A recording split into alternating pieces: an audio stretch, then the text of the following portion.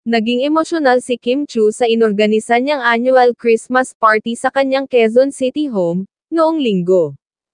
Imbitado ang piling mga kaibigan at kapamilya, kasama ang staff ng Star Magic, at mga programang kinabibilangan ng actress-host, kabilang ang It's Showtime, Linlang, at What's Wrong with Secretary Kim. Bukod sa kainan ay may paraffle din si Kim sa mga dum-along bisita. Base sa video, halatang mugto ang mga mata ni Kim na kaiiyak lang noon. Pero, nananatiling matatag ang aktres na nagpasalamat sa mga taong nagpapalakas ng kanyang loob.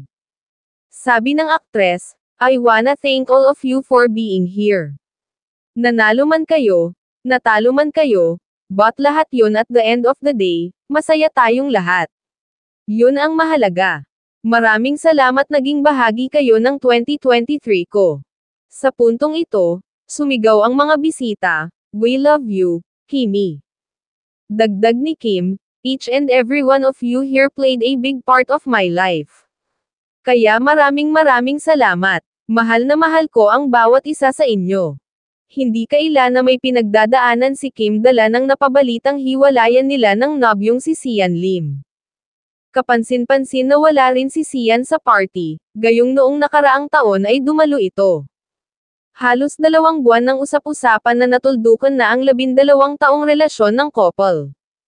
Pero sa kasalukuyan ay wala pang direktang kumpirmasyon mula sa mga ito.